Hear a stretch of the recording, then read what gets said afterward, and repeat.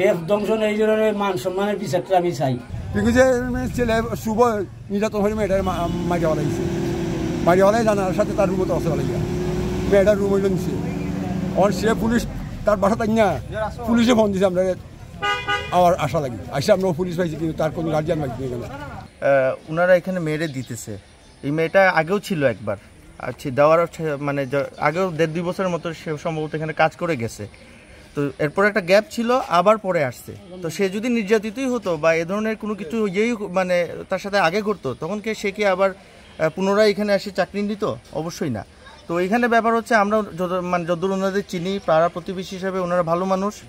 এবং এখানে অনেক আমার দেখার মধ্যে একটা মেয়ে 15-16 বছর এখানে চাকরি করছে, বিয়ে শাদী ওনারা দিয়ে দিছে। তো এই ধরনের আসলে রেপুটেশন তো ওনাদের মানে নাই, ভালোই রেপুটেশন আমরা জানি। কিন্তু যেহেতু একটা ঘটনা ঘটছে, আমরা মন্তব্য করতে চাই না। ভালো মন্দ সেটা পুলিশ তদন্তের মাধ্যমেই বের করে নিয়ে আসবে।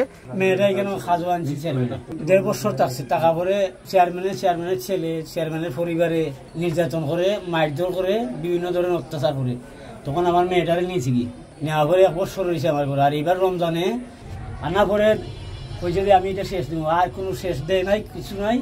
কতদিন আগে আবার ফোন দিয়েছে আমার বড় মেয়েটাই, বলছে যে বাবা আমারে খুব নির্যাতন করে, আমি আইনু বলে আইবা দিলা। চেয়ারম্যানে বলছে যে আমি আইতাছি, আমি বাসাত নাই, আমি অন্য জায়গায় পাগল, আমি আইতাছি। আমি আওয়া পরে আচ্ছা নিবাইনি। এই নেওয়া পরে 2 দিন পরে ওই আজকে সকাল তনি ফোন দেই, ফোন ধরে না। তখন আমার একটা মেয়ে ঢাকা চাকরি করে, আমার মেয়ে গেছে 11টার সময় উনি ফোন দিছি যে তোমার সে মেয়ে জানালার দিকে হাত হারাইয়া, হাত ভাঙ্গি গেছে, তোমরা আও। বাদে পরে আবার দেখা ফোন দিছে যে মেয়েটা ফাঁস লাগিয়া মরে গেছে। তখন ওখান আইয়া দেখলাম যে নিচের তলায় আমার মেয়ে থাকে, এই নিচের তলায় লাশটা নাই। লাশটা হইলো উপর তলায় চেয়ারম্যানের ছেলের রিঙ্কুর, চেয়ারম্যানের ছেলের শুভ, উপরের তলায় আমার মেয়েটার লাশ। আর নিচের তলায় হইলো আমার মেয়ের কাপড় চুপড়, বিছনাপত্র, যা যাবতীয় ব্যাগ সেক সম্পূর্ণ। এটাও আমি আইনের কাছে বিচার মহামান্যর কাছে চাই। ওই চিল্লানি মেরে উঠছে, সবাই ডাক দিল বাসা বাদে আমরা সব একানো হইলাম। একানো হওয়ার বাদে সাথে সাথে পুলিশে ফোন দিলাম। পুলিশে ফোন দেওয়ার পরে ওই এলাকারও কিছু মানুষ কইলাম যে আপনারা আইন নিলাম, তো আমরা বাসাতে একটা ঘটনা ঘটে গেছে। ওই এলাকার মানুষও কয়েকজন আইলা। আবার পরে পুলিশ আইলো, পুলিশ আইয়া এখানে দেখলো। এইখানে দেখার পরে হঠাৎ করে আমরা বাসার নিচতলাত এই কিছু কলেজের মেয়ে মেস কইরা ভাড়া থাকে আর কি। এরা হঠাৎ করে পাইয়া চাইতো ইলান রাত্রে স্টোরি দিতে বিদায় পৃথিবী লিখতা। বাদে তাড়াতাড়ি পাইয়া হইলো যে এটা দেও, আর তাই যে ওই প্রাথমিক অবস্থাটা ভিডিও করে রাখো। এরপরে হইলো গিয়া এই পুলিশ আওয়ার পরে আমরা ওই যে বাচ্চারা লোকে খেলে, তো তাই একটা টেপ দেওয়া উচিত।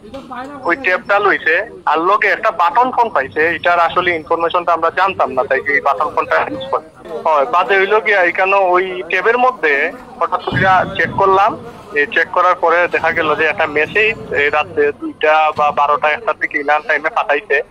ওই যে মেস কইরা যে মেয়েরা থাকে এখানে পাঠাইছে যে আমরা যদি সকালে উঠে যদি আমার নামে কোনো নিউজ পাও, তাহলে সবাই হইও আমার লাগে রাকিব দেয় না। এবং তাই হাতের মধ্যেও রাকিব লেখা আছে, খাতা বড় হইয়া খাতা রাকিব লেখা। আর রাকিব হইলো তাই খুব সম্ভবত অনুমান করা যায় যে বয়ফ্রেন্ড হইল।